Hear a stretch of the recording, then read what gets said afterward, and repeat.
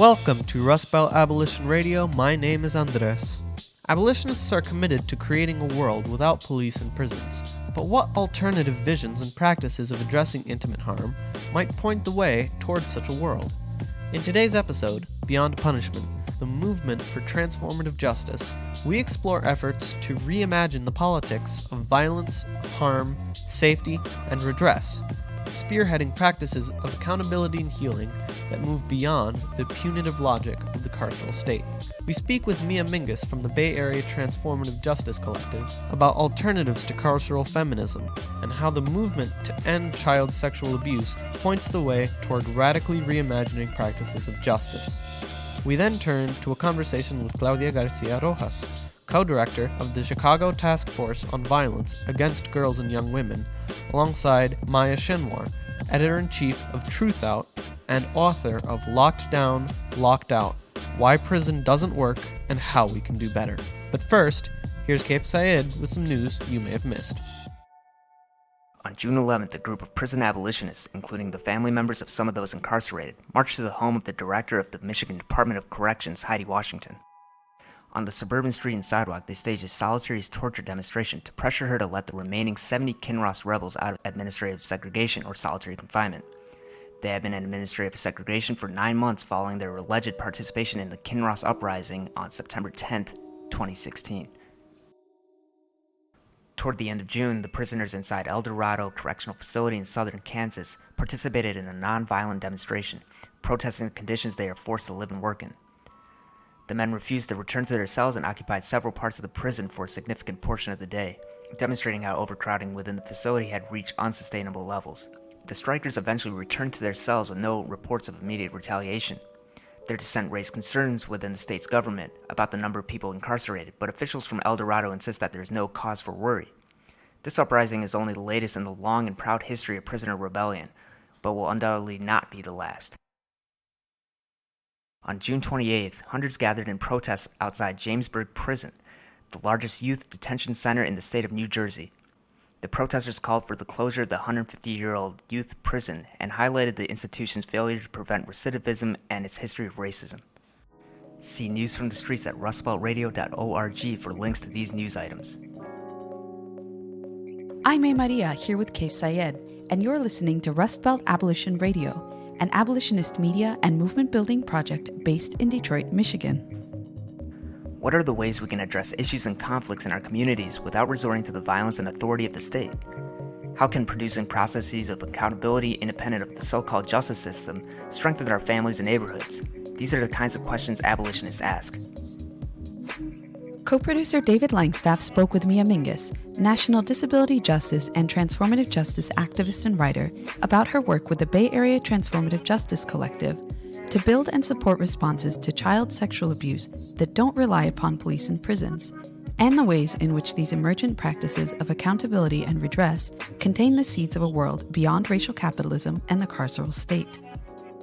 Hi, my name is Maya Mingus, and I am a transformative justice organizer. I do a lot of disability justice work as well, and specifically the transformative justice work that I do, I focus on child sexual abuse, but I've also end up responding to lots of different types of violence. You were recently a contributor to a special issue of the New Inquiry centered upon the theme of abolition. What does abolition mean to you as a critical framework for thought and practice, as a vision of the world as it could be, or as a plot, as Ruthie Gilmore poignantly puts it? So when I think about abolition, what it means to me is not only getting rid of prisons and dismantling the prison industrial complex, but it also, to me, is a lot broader than that, about getting rid of and dismantling and challenging the culture of prisons and the ways in which we have internalized all of that. So whether that's a culture of disposability, whether that's a culture of criminalization, always bound up with capitalism and oppression and trauma. So for me, I feel like when I think of abolition, it's a much larger project than just no prisons. It's also about how do we abolish the prison state inside of us too, so that we're not just throwing people away or, using punitive measures, even in our own relationships and worlds. So for those of us engaged in various forms of movement building against and beyond racial capitalism and the carceral state, one of the questions commonly put to us is, what would we do without police and prisons? What about the murderers, the rapists, and others that symbolically stand in for being irrevocably depraved? How would we deal with real questions of violence and harm, of safety, accountability, and healing? And how does the framework of transformative justice, which has been central to your writing and activism, address these questions?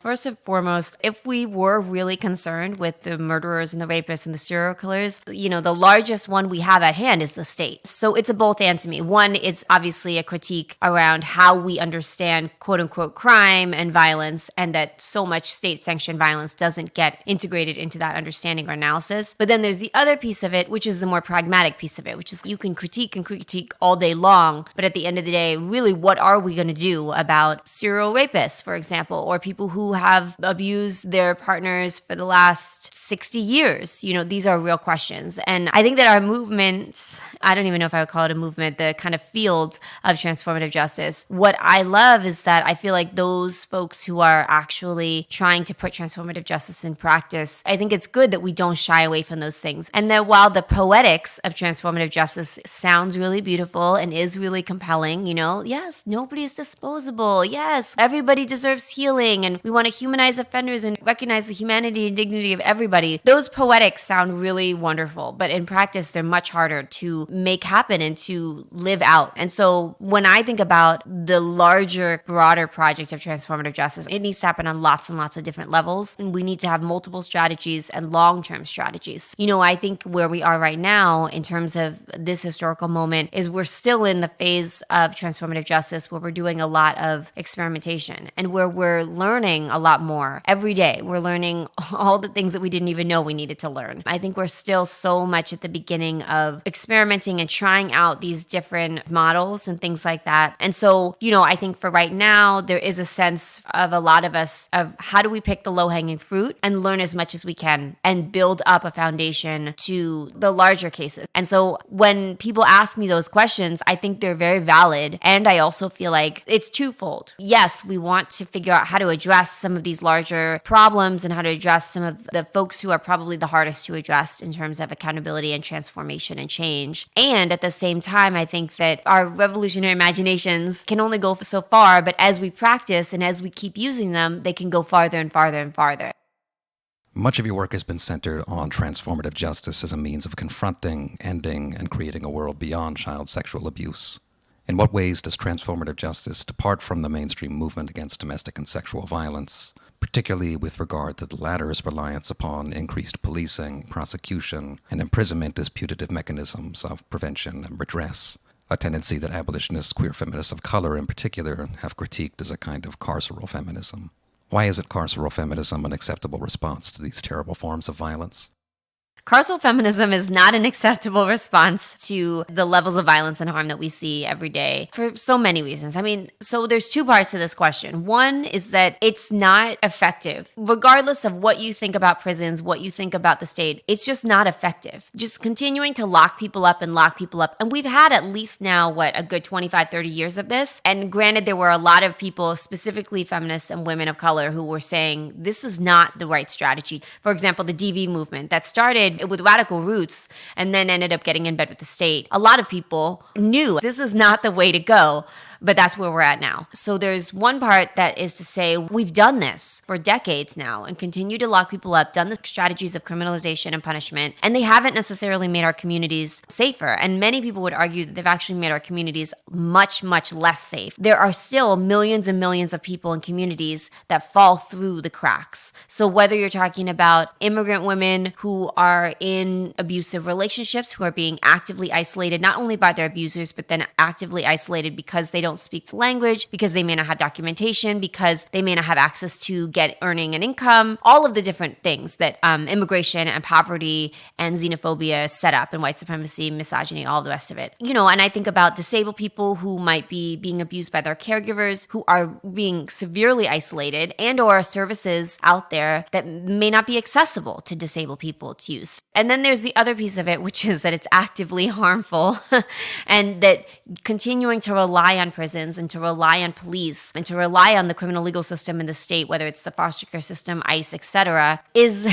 actively harming so many of our communities, especially communities of color, immigrant communities, disabled communities, queer and trans people of color community. I mean, we could go on and on and on, poor communities. The state positions itself as a protector when we know that the state uses the very kinds of violence that they say they want to protect, well, really just their citizens from, let's be real. And so if they use these same types of violence, how and why would they have a vested interest in ending them? I think for a lot of us, because we live in such oppressive, violent conditions and a fascist country, really, and society, we're grinding out people's imaginations and grinding out people's ability to even imagine something else is possible is such a defining part of what it means to live in the U.S. today.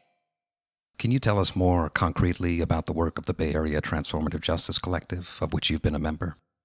So the BATJC, the Bay Area Transformative Justice Collective, we are made up of individuals, community members. We're not a nonprofit. Nobody gets paid. We all show up because this is part of our life's work. We work to build and sustain transformative justice responses to child sexual abuse. And so part of our work is figuring out what are the conditions that we can build, what kind of conditions can we create that could actually support transformative justice responses to child sexual abuse, meaning responses to child sexual abuse that don't rely on the state and that actively work to cultivate the things that we know will prevent future incidences of child sexual abuse, but any form of violence from happening. And because child sexual abuse is often bound up with lots of different types of violence, we end up working on lots of different types of violence as well. And one of the ways that we've been doing that lately is through this concept of pods that we've been using. Your pod are the people that you would call on if violence happened to you, or if you did violence, or if you witnessed violence, or if somebody you know was violently targeted or did violence. We were using a lot of the terms of community responses to violence, community accountability, but the term community became very confusing because a lot of people have very different ideas about what community means. And a lot of people feel like, especially I feel like in the West, don't feel like they've experienced community, even at the same time as they long deeply for community. What we were trying to figure out was how do we specifically name the kind of relationship that characterizes the people that you would call on around violence or around crisis. And what we found was that it wasn't necessarily your closest people, because that was oftentimes where the violence was coming from, and that actually people had very specific criteria for their pod people. I don't know how much more sci-fi we can get. Even within your pod people, the people that you would call on if you were a survivor of violence, for example, are very different oftentimes than the people you would call on if you were trying to take accountability for harm or violence or abuse that you've done. And still, that they also might be very different than the people you would call on to support you if somebody you love was trying to take accountability for violence and or was targeted around violence. So we came up with this language of pods, and it's just been really useful for us in terms of trying to identify, really reveal back a network of pods. And it was also a very sobering process to do this, because I feel like a lot of folks, especially seasoned activists and organizers, it was a sobering process for them to realize that they actually didn't have as many people as they thought. These needed to be reliable relationships where you could count on them to show up. Relationships where you could have nuanced kinds of conversations about accountability without it falling into collusion or minimizing, right? Like, oh, I'm sure you didn't mean it. It wasn't that bad. Or demonization, as well as survivor support. You know, I think that we often think like, oh, survivor support, that seems pretty easy. But most of the time, people, again, fall into a binary of either shaming and blaming survivors, even if they don't mean to, or just minimizing the entire thing, or paternalizing. They're totally helpless. They can't do anything. And so rather than saying, okay, well, we're going to take the, 6 years or 5 years it takes to build enough trust to even be able to say, hey, I did CSA, or you survived CSA. We just learned through our work that, people actually already had folks in their lives, even if it was just one person. And this is true across the board, that most times people don't call a hotline, they don't call the police, they call a trusted friend, confidant, somebody, what we would call their pod people. So pods has been a great way for us to think about how do we set the conditions for transformative justice responses. So that's one of the things we do. So you've spoken several times to the violent regulation of the imagination and the ways in which that shapes the turn to carcerality as a putative means of addressing harm, as well as the difficulty of imagining other worlds and other ways of being in the world. The work of building a movement for abolition can often feel overwhelming and disheartening, especially in a historical moment, such as the one in which we find ourselves, in which the forces arrayed against us are ascendant.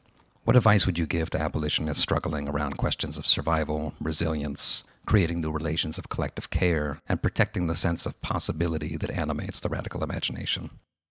I think that transformative justice is one of the key parts of sustainability for abolition movements. The overwhelmingness can come from feeling like we have to do everything all the time, all at once. One thing that's been helpful for me in terms of sustainability has been getting really clear on what my role is. And I think for anybody who's doing liberatory work, that's essential. What is your role? Is your role resistance work, right? The act, like the shutting down of the prisons, the shutting down of these juvenile detention centers, resistance in terms of campaigns and pushing back against the world we don't want, essentially? Or is your role building alternatives and building the world that we do want and that we long for? Because it's too large. If you feel like it's all up to you, you will burn out faster. The other piece of that too is it requires of you that you realize that you are in a legacy of work. We're not going to end violence and harm and abuse in one generation, one campaign, one organization. We need generational strategies, long-term visions that can stretch over generations for this work. We need to resist against the world we don't want and also actively build the world we do want. I don't think that we can do one or the other. We know what we're fighting against. We know that maybe too well.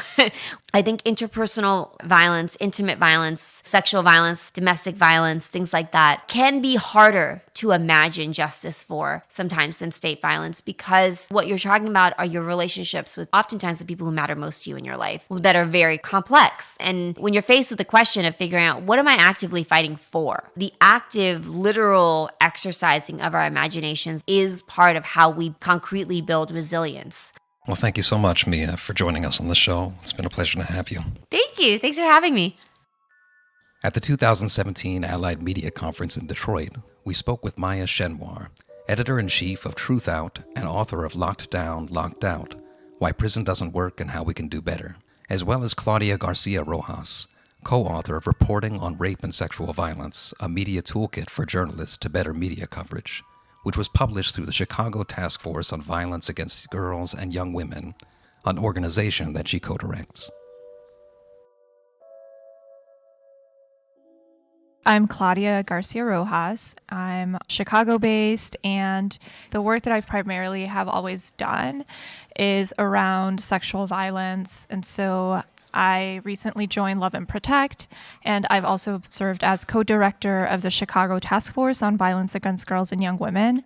I'm Maya Schenwar. I'm the editor-in-chief of Truthout, which is a social justice news organization. A lot of my work centers around the prison industrial complex, and I'm also an organizer with Love and Protect in Chicago and the Chicago Community Bond Fund. In your book, Locked Down, Locked Out, you point to the ways in which incarceration not only fails to address the roots of social violence, but in fact compounds and exacerbates existing structures of violence. Can you tell us why the carceral state isn't an answer to the social dilemmas we face? I'm going to do that in 3 words. Just kidding. Yeah. I mean, I think you kind of hit on the core of it. I had a pen pal who was in Pelican Bay prison, and he was there for a rape conviction. And he told me, like, he would write me these letters saying, I'm innocent. And then he would describe what happened that led to his conviction. And I thought, that's rape, you know? And so he was in solitary confinement. He had been there for 8 years and had actually 7 more to go on his sentence. And he, obviously, prison had not even taught him the definition of rape.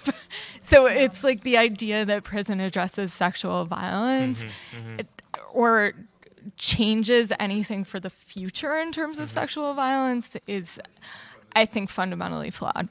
The question that we're asked is then, what is the alternative, right? What is the alternative to that? What kind of transformative visions and practices have prison abolitionists been building at the grassroots? I think that one of the ways in which we need to address that question is thinking about the things that are criminalized, because not everything that's defined as a crime currently and for which people are incarcerated needs to have an alternative. A lot of people are still saying, instead of prison, people who are arrested for drug possession should go to treatment, actually like a lockdown treatment center, because they need treatment, not prison. And I look at that and I'm like, okay, so that assumes that criminalizing drugs is actually a thing that we should still be doing in society. And it's the same thing with sex work, that sex workers should be rescued. That's the alternative to prison. And I think that that's true for so many things we call crime, because crime is really a different thing from harm. And we have to, I think, get past the idea that because something is against the law, that it's actually a thing that has harmed someone and needs to be addressed in a way that involves a response, particularly a response on the part of the state. Then there's also the question of, okay, so what do we do about the things that are actually harmful? And I think that when we address that question, it's not just about alternatives to prison, because so many things that are harmful in our society are actually not criminalized. And the example I always like to use is possession of crack cocaine is criminalized, but for the United States to have possession of nuclear weapons is not a crime. From there, that's where we have to start approaching our creative solutions and our transformative justice and our restorative justice, is like not from a place of like replacing all the things that prison is used for, but thinking about what's actually causing harm. And then thinking about mass decriminalization. And I would just say that in terms of what that would look like, this move to abolish prisons, it depends on each individual community. I don't think that can be a one-size-fits-all response. And as Maya was saying, we're not looking to replace the practices that currently prisons sort of fill or engage in, but we're looking to actually abolish those practices of punishment and discipline and correction, and actually find different solutions for some of the issues that we might have. And so I don't think that there's necessarily an answer to that, right? Because I think that those answers need to be developed in community, and they need to be organic, and they might not all be the same. Just close off with another practical question. What other concrete strategies, sort of tactics, everyday practices, those of us committed to abolition can sort of focus on, both in the short term and the long term? To me, the most important things to focus on in terms of abolition involve growing and building the society that we actually want, that would address the social problems that lead to harm. In that sense, I'm not talking about transformative or restorative justice. I'm talking about healthcare, mental health care, child care, lots of care words, interestingly, the arts, jobs, housing, food, all of these things, and not just adequate housing, adequate food, but we know that actually there's enough so that we could all be living comfortably. What would our society look like in relation to harm and violence if that were shifted? Because we talk about survival crimes and like criminalized survivors and that type of thing, but really almost all crime is survival crime, because people are surviving really difficult economic circumstances and economic violence. People are surviving mental illness and drug addiction. People are surviving homelessness. People are surviving poverty. So if we think about all of these things, we can sort of begin to piece together the fact that we need to be challenging capitalism if we're going to get to abolition. And the other piece of that is that we need to be challenging the structures that led to imprisonment in the first place. So we need to be challenging white supremacy and colonialism. And right now we think prison is natural. Prison is the natural response to crime. But when you look at prison, particularly in the United States, it's an institution that evolved out of slavery. We see police evolved out of slave patrols and also Indian constables. So this is also a product of colonialism. We see that the system that has been built has been constructed to replace these previous oppressive institutions. And of course, there's a lot that's been written about that by Angela Davis and Ruth Wilson Gilmore and Michelle Alexander. And I think that that we see the way these chronicles of history play out, and we have to say, okay, if we're going to dismantle this and build something new, it's not just about dismantling the buildings called prisons. It's about dismantling these systems of oppression. The other thing that I would say is I think some of the most productive and radical work is happening at the grassroots level, always has, and perhaps always will. So communities coming together to think through what are some of the local issues that they want to see change in their local areas. That's not going to look the same for everyone, but I think just being imaginative and thinking through what are some projects that we could come up with. And I think in Chicago, we've had a very excellent mentor for how to do that, specifically with Miriam Kaba, right? One of the questions I remember when I first started working with her is like, how can we change the ways in which media reports on rape and sexual violence? And I was handed this project to come up with a media guide. You know, it was very young. I was younger at the time. But I did it, right? And that has put me in a trajectory where I started off as someone that believed in prisons, and now I identify as a prison abolitionist. I think that that is an example of how we can transform people and communities. It's just local projects, like what gaps need to be filled. And people want to do things, and they want to be in community. And so I think that this gets people to come together and organize collectively. The other thing is, I think we're at a moment where we need a lot of political education. Political education is critically important. And one of the things that I try and do with my students, this question that Socrates would always ask, and that's, what is X? Fill in the gap. We need to be asking questions about, what is justice? What do we mean when we say justice right now in terms of how it's defined for us? What do we mean even when we're talking about abolition? There are so many thinkers that have written on abolition, and there are so many ways in which it's talked about. I think that that's a term that's like kind of catching currency right now, but I think people always need to just engage in literature and continue reading about the work that people have done previously, and to always engage like these concepts and these ideas, because we hear them often, we see them on social media, but that doesn't mean we actually understand them thoroughly. And so we need to better understand what these concepts mean in order to mobilize that language for our messaging, and also in developing our goals as to what it is that we want to do and how it is that we want to change our society. Well, thank you so much for both of you. Thank you. Thank you. Abolitionists continue to identify and build on resources that exist among our communities. Chief among them are resilience and imagination.